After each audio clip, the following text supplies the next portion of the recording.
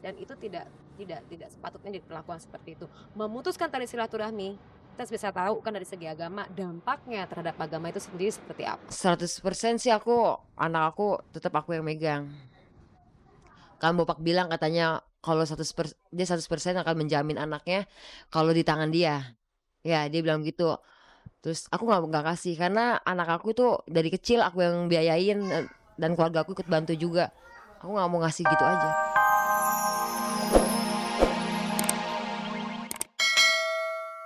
Itu buat saya itu kan privacy juga buat saya, bukan berarti saya harus ngumbar semuanya di, sebenarnya sih saya nggak pernah ngumbar ya, nggak tahu siapa yang ngumbar sebenarnya, itu siapa yang ngomong-ngomong mulu, saya nggak ngerti lah.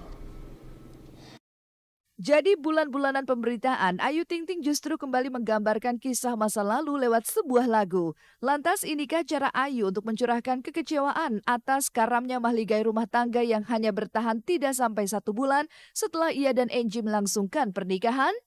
Jadi temuin kayaknya ya, yang lainnya juga ada lagunya gitu ya, memang liriknya semuanya begini gitu loh, yang lain gitu menurut saya ya udah tuh lewatin aja gitu, sekarang yang ada aja gitu, gak usah mikirin yang kemarin-kemarin. Artinya pesan dari lagu itu sendiri tersampaikan dong ya, Sampai ya udahlah. Kita siap menunggu itu apa yang menjadi sebagaimana nanti isi dari gugatnya kita siapkan nanti.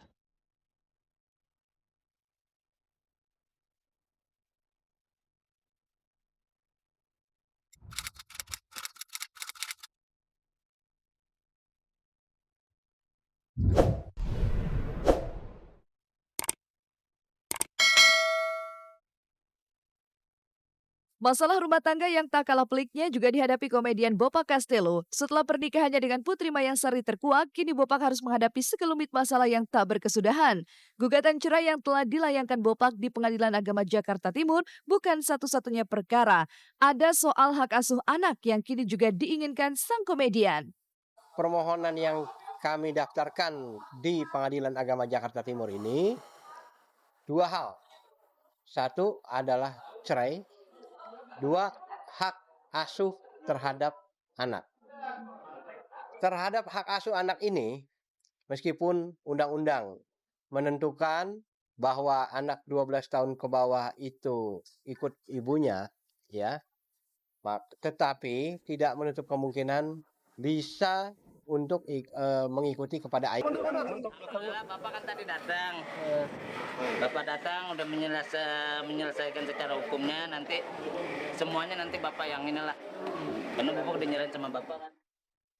Permintaan Bopak ini tampaknya tak akan terpenuhi begitu saja. Pihak Putri juga punya tuntutan terkait pertanggungjawaban Bopak selama 2,5 tahun terakhir.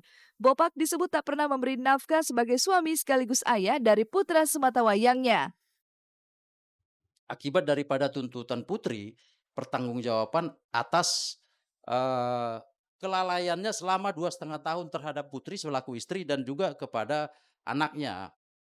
Jadi biar supaya dalam hal ini kami sarankan Bopak untuk bisa lebih membuat statement-statement yang real ke depan bagaimana penyelesaian terhadap masalah antara dia dengan istrinya gitu dan anaknya. Saya nggak ngedein anak dari kecil dororok, enak aja ngambil. Kan saya yang ngedein dari capek, ngelagan nasi.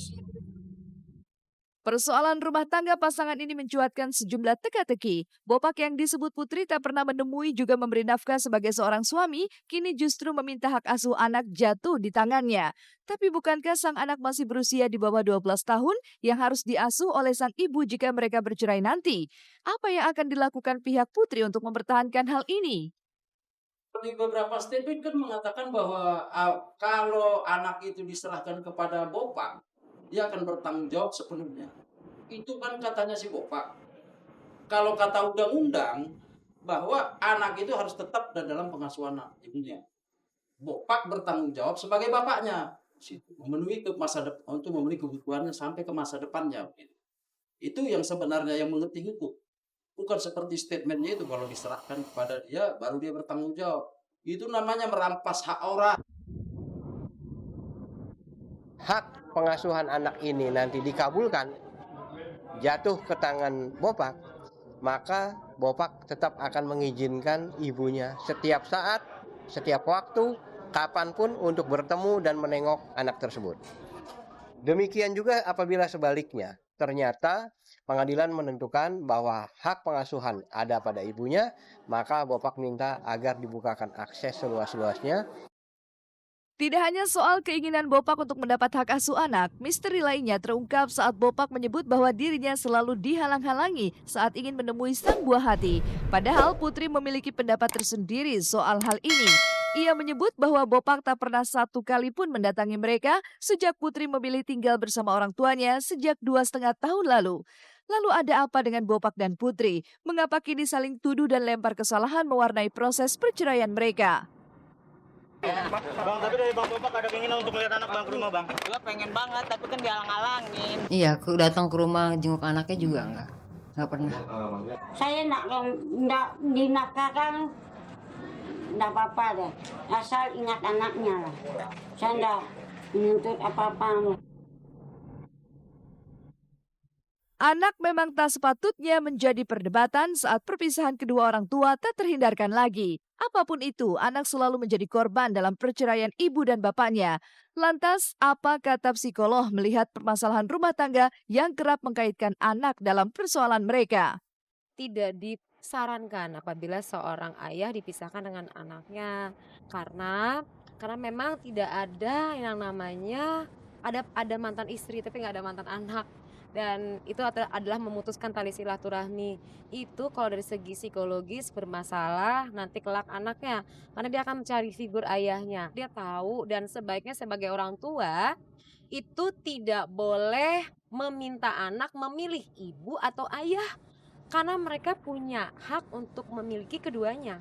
Dan itu tidak sepatutnya diperlakukan seperti itu. Memutuskan tali silaturahmi, kita bisa tahu kan dari segi agama dampaknya terhadap agama itu sendiri seperti apa. 100% sih anak aku tetap aku yang megang. Kan Bopak bilang katanya kalau 100%, dia 100% akan menjamin anaknya kalau di tangan dia. Ya dia bilang gitu. Terus aku nggak kasih karena anak aku itu dari kecil aku yang biayain dan keluarga aku ikut bantu juga. Aku nggak mau ngasih gitu aja.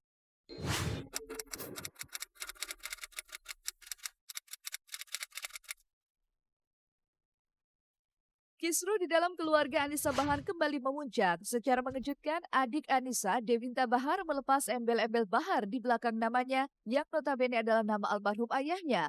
Kamis kemarin di hadapan sang ibunda, Dewinta meminta keikhlasan ibunya itu agar dirinya bisa menggunakan nama Dewinta saja tanpa ada nama keluarga di belakangnya.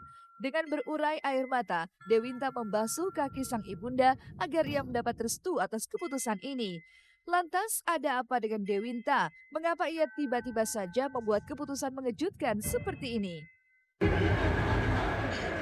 Ini seharusnya keluarga yang menjadi support saya selama ini.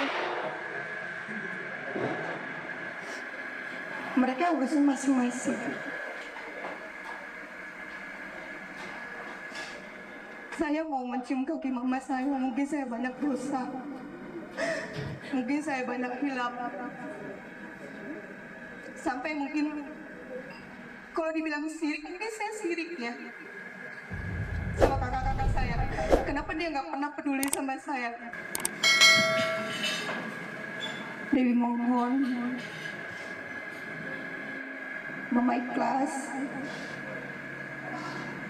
Mama ridhoi Dewi.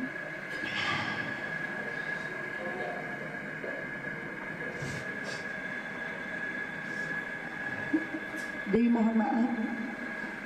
Mungkin saya bisa minta bantu untuk sesuatu yang memang saya minta ridho mama. Kalau memang selama ini Dewi ada salah sama mama, Dewi mohon maaf. Dewi mohon ampun yang seikhlas-ikhlasnya.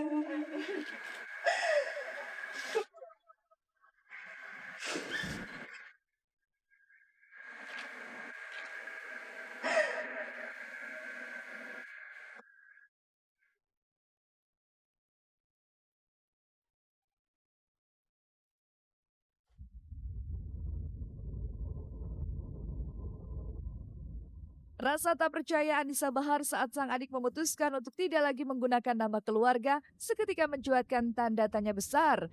Ada apa sesungguhnya di balik pilihan nekat Dewinta ini? Benarkah jika Dewinta sakit hati karena merasa tak diperlakukan sebagai adik, bahkan